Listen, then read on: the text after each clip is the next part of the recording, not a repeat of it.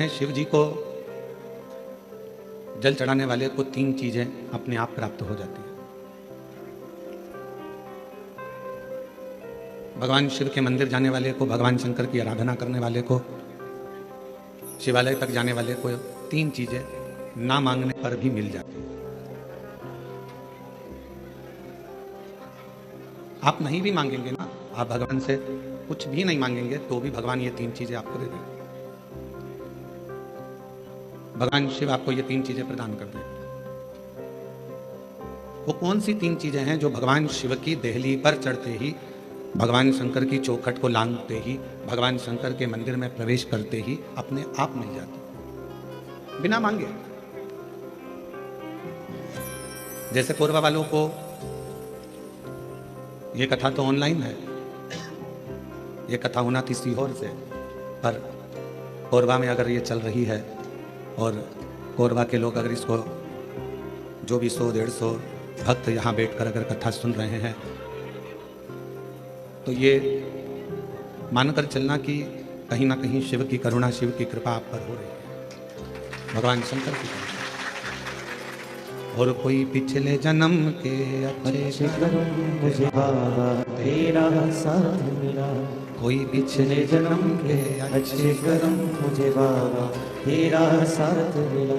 जहाँ सारी दुनिया झुकती है, जहाँ सारी दुनिया झुकती है, मुझे वो आदि दरबार मिला, दरबार मिला। कोई पिछले जन्म के अच्छे कर्म मुझे बाबा तेरा साथ मिला, कोई पिछले जन्म के अच्छे कर्म मुझे बाबा तेरा साथ मिला। शिव कथा कर रही है कि शिव जी के मंदिर में जब आप एक लोटा जल लेकर पहुंचते हो, शिव जी के द्वार पर जब आप भगवान देवाधिदेव महादेव की आराधना करने के लिए पहुंचते हो तो तीन चीजें बिना मांगे मिल जाती हैं। आपको मांगना नहीं पड़ता, आपको शिव जी से कहना भी नहीं पड़ेगा, आपको भगवान शंकर से बोलना भी नहीं पड़ेगा और वो तीन चीजें आपको मिल जाएगी। और बड़े सावधानी से जितने भी शिव भक्त आस्था चैनल पर, कोरबावासी जो आस्था चैनल पर, फेसबुक, यूट्यूब पर कथा को श्रवण कर रहे हैं, जो कोरबा छत्तीसगढ़ की इस पवित्र धरा से टीवी पर बैठकर, टीवी के सम्मुख में और मोबाइल पर, यूट्यूब, फेसबुक पर इस पवित्र कथा को श्रवण कर रहे हैं, वो ध्यान लगाकर सुनना कि वो तीन चीजें कौन सी है जो शंकर के द्वार पर जाने पर मिल जाती है। पहले नंबर पर है मन की शांति। पहले नंबर पर है मन की शांति। जम के बोलो, क्या चीज है? मन की शांति। आप सुबह उठे, आपने लोटा लिया, पानी का, जल का पात्र भरा और भगवान का स्मरण कर कर निकल जाए। मन की शांति, ये बिना मांगे, शिव जी से आप नहीं भी मांगेंगे तो भी मेरा देवाधिदेव महादेव आपको दे देगा। दूसरे नंबर पर है, यदि आप गलत दिशा की ओर जा रहे हैं, आपने सवेरे से उठे, मंदिर चले गए, मंदिर में एक लोटा जल चढ़ाया, शिव जी की आराधना करी, तो आप मान लो आज आपका दिन ऐसा निकलने वाला था कि आप गलत दिशा में जाने वाले थे, गलत मार्ग की ओर जाने वाले थे, तो शिव जी के दरवाजे पर जाने से, शिव जी को एक लोटा जल चढ़ाने से भगवान शंकर आपको अच्छी दिशा दे देते हैं। ये दूसरे नंबर, ये दूसरे नंबर। और तीसरे नंबर पर भगवान शिव से आप अगर नहीं भी मांगेंगे और मंदिर तक गए हैं, शिव जी को एक लोटा जल चढ़ाया है, शंकर जी के मंदिर में जाकर आराधना करी है, तो तीसरे नंबर पर मेरे शिव जी आपको सफलता देना चालू कर देते हैं। फिर आप पीछे मुड़कर नहीं देखोगे, आप बढ़ते ही चलोगे।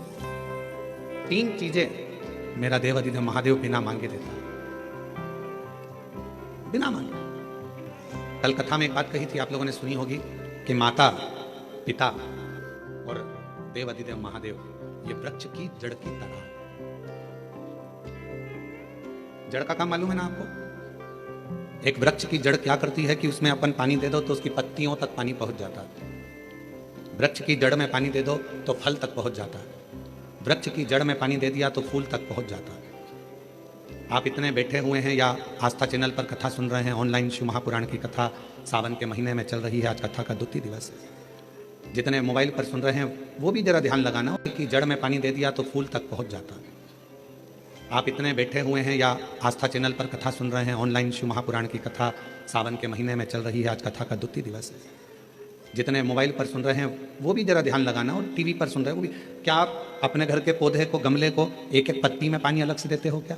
जम के बोलो, नहीं। फूल में पानी अलग से देते हो? नहीं। फल में पानी अलग से देते हो? टहनी में पानी अलग से देते हो? नहीं देते। अगर फूल तक पानी को पहुंचाना है, टहनी तक पानी को पहुंचाना है, फल तक पानी को पहुंचाना है, तो जड़ में डाल दिया जाता है। जड़ से पानी पूरे पौधे में, पूरे वृक्ष में पहुंच जाता है। अब राम जी तक अगर तुमको तुम्हारी पूजन पहुंचाना है, भगवान कृष्ण तक तुम्हें अपनी कोई पूजन पहुंचाना है, देवी जी तक तुम्हें कोई पूजन पहुंचाना है, बृहस्पति महाराज, नवग्रह, राहु, केतु, चंद्र, सूर्य, बुध, मंगल, जो भी ग्रह हैं, शनि आदि, उन तक तुम्हें अपनी पूजन पहुंचाना है। अपनी कुल देवी, कुल देवता, पितर देवता, जितने भी देवी देवता हैं, उन तक अगर आपको कोई पूजन पहुंचाना है तो किसकी पूजन करेंगे? तो कहा शंकर भगवान की अगर किसी ने पूजन कर ली तो 33 कोटि देवता तक वो पूजन पहुंच जाता है।